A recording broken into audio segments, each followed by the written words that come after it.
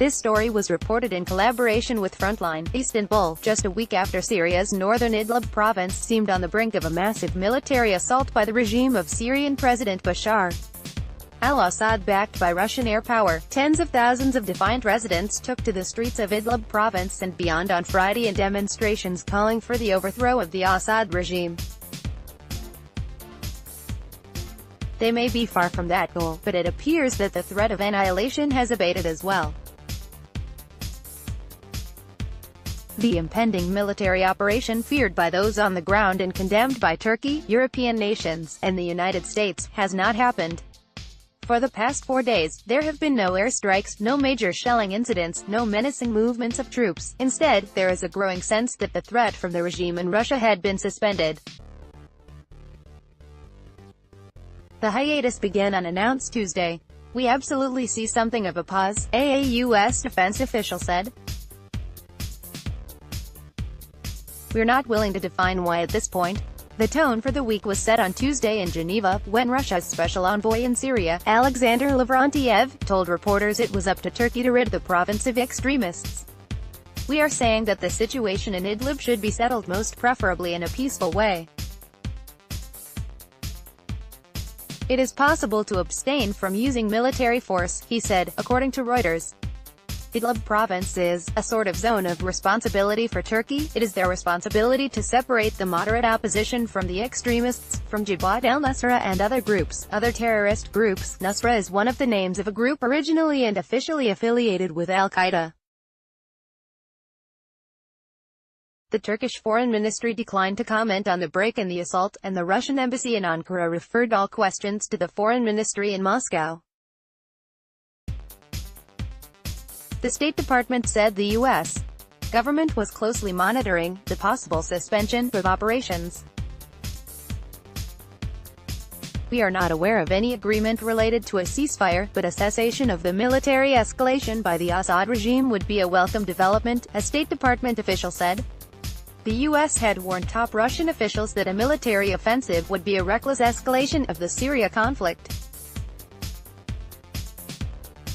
Lavrentiev set a very different tone than that used by Vladimir Putin, who just a week ago at a summit in Tehran brusquely dismissed a public appeal for a ceasefire from his Turkish counterpart, Recep Tayyip Erdogan.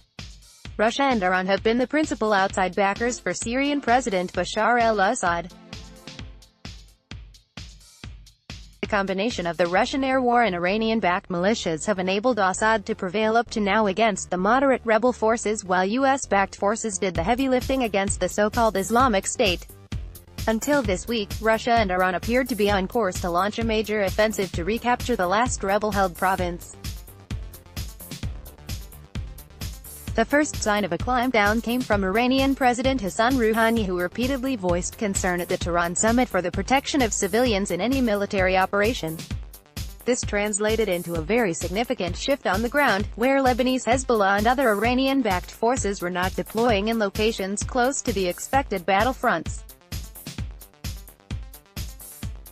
A second major sign that the offensive might be suspended was the absence of a buildup by Syria's own forces, which have been deeply eroded by 7 years of fighting and a flood of desertions and defections to moderate rebel forces. The regime had at most 25,000 ground troops based in the region, according to military leaders of the Syrian opposition, and had brought in at most 5,000 reinforcements. But the reinforcement included new conscripts drawn from rebel forces defeated in Daras in southern Syria, soldiers whose loyalty will be in question. In fact, opposition leaders say that 1/3 of the first group of 100 brought in from Daras had defected shortly after being brought near the front. One of the most effective fighting units in Assad's security establishment is the so-called Tiger Forces, an elite formation under the command of Suhail al-Hassan, a major general in the Syrian army. But that force has been redeployed well to the east in the war-battered ancient city of Palmyra, according to a report on the opposition Orient TV. Defected Gen. Ahmad Rahal, a senior rebel commander, confirmed the report. U.S. defense officials said the forces lined up by the regime appeared insufficient for a ground offensive. It could be delayed for weeks, an official said. "We don't think they have the forces to do it." Lavrentiev's statement and the Syrian government's redeployment of the Tiger forces and Suhail al-Hassan himself to Palmyra, if confirmed, are strong indicators that they are delaying the offensive and giving Turkey the green light to move in and eliminate HTS, said Colm Strack, a Middle East analyst for IHS Markit, the parent company of Jane's Defense Publications. He said Turkey's deployment of additional armored units into Idlib is also in line with this scenario. These developments appear to have imbued the opposition with new confidence, leading to the many demonstrations around Idlib and parts of other provinces still under rebel control. "Raise your hands and say we don't want Bashar," was the cry in the rebel-held town of Al-Dana, while in the village of Kafaruma they chanted, "We will not kneel but to God."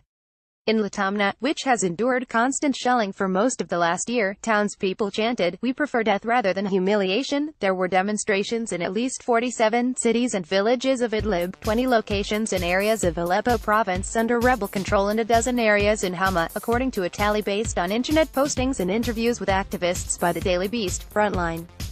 "There is no alternative to toppling the regime," was the theme chosen by opposition leaders. In many places, demonstrators paraded the Turkish flag as well as the green, white and black flag of the Syrian Revolution, a sign of Turkey's popularity for its determined efforts to head off a major military operation.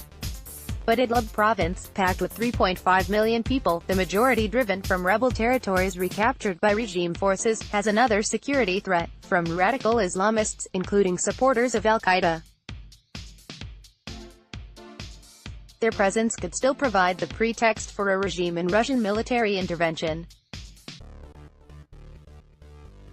At Atma refugee camp, which lies on the Turkish border, residents parading the flag of the Syrian Revolution encountered a smaller protest group, who raised the flag of Hayat Tahrir al-Sham (HTS), which, formerly at least, has dropped all ties with al-Qaeda. A few of the HTS demonstrators raised the black flag of al-Qaeda. A fist fight broke out, and the demonstrators dispersed.